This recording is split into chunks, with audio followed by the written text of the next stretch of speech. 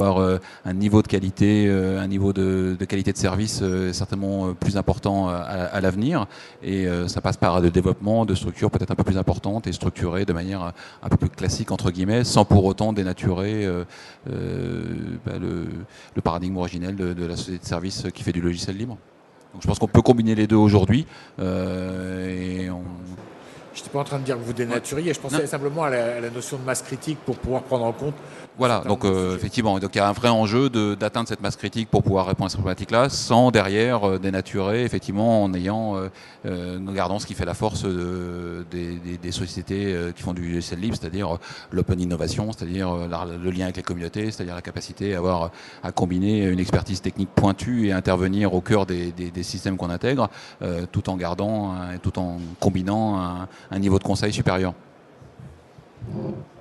Bon, nous, chez Altic, on reste sur la même philosophie, c'est-à-dire qu'on continue à contribuer régulièrement sur les différentes solutions que l'on soutient.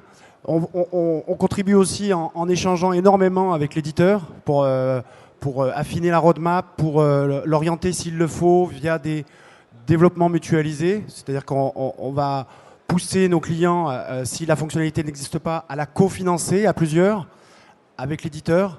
On reste dans cette logique-là. Après, pour répondre à des grands comptes, il y a une autre façon de faire, c'est de s'appuyer sur une grosse SS2I. Et puis on intervient en tant que sous-traitant, en tant qu'expert de cette SS2I. C'est fréquent, ça, encore ? Quand on est respecté aussi, ça se fait. Ça vous arrive aussi, monsieur Donikian, de travailler avec une grosse SS2I dans un projet d'ampleur ? Oui, on a parfois des problématiques de déploiement et j'ai un exemple en tête d'un ministère qui est en train de déployer OpenOffice et pour qui nous intervenons, où nous nous sommes alliés à une grande SS2I. D'abord parce que nous avons plutôt un rôle d'expertise et de connaissance du produit et de connaissance de la conduite du changement. C'est un produit de migration OpenOffice, donc un projet OpenOffice, c'est 80% de conduite du changement et on va dire à peine 20% de technique. Il n'en reste pas moins que sur des grands déploiements, que ce soit sur OpenOffice, que ce soit sur de la messagerie, ça nécessite un directeur de projet, quelqu'un qui soit capable de conduire un projet pendant 1 an, 2 ans, et que ces profils-là se trouvent plus souvent dans des grandes SS2I que chez des spécialistes comme nous.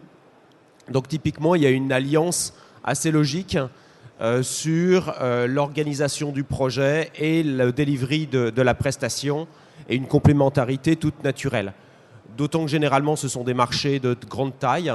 Et sur ces marchés-là, il est difficile, peut-être pas tous, mais entreprises de taille moyenne, nous sommes une vingtaine de personnes, de se présenter sur des déploiements de taille importante, sur des ratios de taille de marché par rapport à notre chiffre d'affaires. Donc, c'est quelque chose que nous pratiquons assez régulièrement et en bonne complémentarité. Monsieur Dubos, sur la même question. Alors, nous, oui, on travaille avec des grandes SS2I, ça arrive. On travaille aussi avec des cabinets de conseil. Par exemple, en Hollande, aujourd'hui, nos solutions sont poussées par un cabinet de conseil qui les pousse. En fait, notre logiciel a été mis en œuvre pour l'organisation qui promeut l'open source et les standards ouverts en Hollande. Et qui a financé la mise aux normes d'accessibilité hollandaises qui sont très strictes, très proches du WCAG et du RGA en France. Donc aujourd'hui, en fait, on est le premier wiki qui est compatible avec les normes d'accessibilité. Et donc, dans ce projet-là, on travaille avec un partenaire. On travaille aujourd'hui avec Logica, qui nous pousse sur des grands comptes. Et on travaille avec eux main dans la main pour livrer ce dont les clients ont besoin. D'accord. Monsieur Cahill, votre statut est un peu différent en tant qu'éditeur, mais est-ce que vous collaborez beaucoup avec des grosses SS2I qui ne sont pas particulièrement connotées libres ? Oui, les relations commerciales et des réseaux avec nos partenaires est au cœur de la stratégie de Jaspersoft, c'est-à-dire avec des plus petites sociétés de conseil ou avec des grandes SS2I. C'est comme ça que Jasper a sa présence dans le marché. Si je prends un exemple d'un grand SS2I, c'est plutôt dirigé sur un vertical. C'est une verticale, soit par exemple le département de finances, des comptes dans une grande société, dans une grande entreprise, avec une telle technologie, par exemple de portail, avec dans une telle industrie. Ça, c'est pour nous un vertical. On précise exactement la relation avec le partenaire afin de développer les expériences, les expertises avec ce partenaire-là. Ça se laisse faire dans une région, par exemple France, avec Altic, avec Genicorp, avec Bull, avec Business Decision, avec Logica, etc. En Allemagne, avec des partenaires allemands, et au Royaume-Uni, etc. Mais la collaboration d'Altic, par exemple, afin d'améliorer le produit, même notre approche de développer le produit communautaire ou professionnel, c'est très, très, très important parce que le réseau de partenaires, c'est là que 80-90% des expériences de nos clients se trouvent. C'est là dans la tête de Marc Salière, par exemple. Ouais. J'avais une question sur les niveaux de support qu'on peut atteindre, obtenir avec ces solutions libres. Est-ce qu'elles sont comparables? On en a un petit peu parlé tout à l'heure, mais est-ce qu'elles sont comparables avec ce qu'on trouve dans le monde propriétaire? On a l'impression que le support, c'est un petit peu un raccourci à la fin du contrat, alors que dans le libre, c'est peut-être un peu plus important. Je ne sais pas, M. Donikian. Oui, on a un exemple tout particulier de contrat de support avec Zimbra.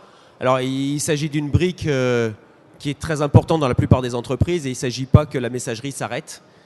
Donc, ce que Zimbra propose comme contrat de support en standard, quel que soit l'utilisateur, c'est une intervention sur problème bloquant sur la messagerie en 60 minutes avec prise de main à distance si nécessaire.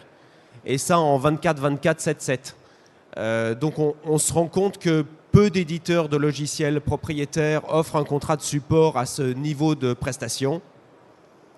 Et ça, c'est une organisation qui a été mise en place par Zimbra très très tôt, parce que quand vous avez un FAI ou quand vous avez une grande entreprise dont la messagerie s'arrête à 3 heures du matin, ça peut être très gênant.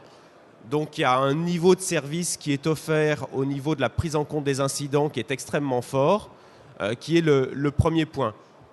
Le deuxième point de ce que l'on va trouver chez un éditeur de logiciels open source, c'est sa capacité à fabriquer à livrer des packages de mise à jour. On a traditionnellement au niveau de la mise à jour des produits open source des choses qui sont faites de façon, je dirais, parfois pas très très professionnelle. Quand on va rencontrer un éditeur en open source, mais qui s'adresse à l'entreprise et qui vend un contrat de support, une de ses premières obligations, ça va être de fabriquer des bulletins et de livrer régulièrement des packages de mise à jour de son produit. Si on reprend l'exemple de Zimbra, c'est tous les mois, il y a une version mineure de sa mise à jour. Et tous les ans, il y a une version majeure.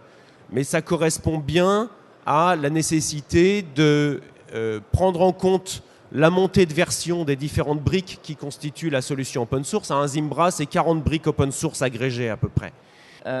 Donc, on a des prises de contrôle à distance très régulières chez nos clients. On a souvent des accès VPN permanents, c'est-à-dire on peut y aller, on peut accéder à leur application. Alors après, ça dépend du niveau de confidentialité des informations qui sont mis. Donc on a des niveaux de support très élevés.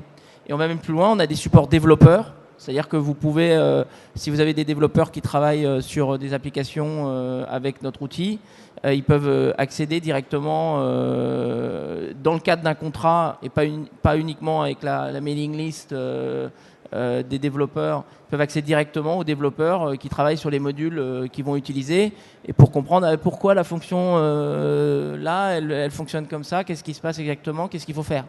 Et en général, les gens qui prennent ces contrats de support, ils gagnent énormément de temps dans le développement de leurs applications.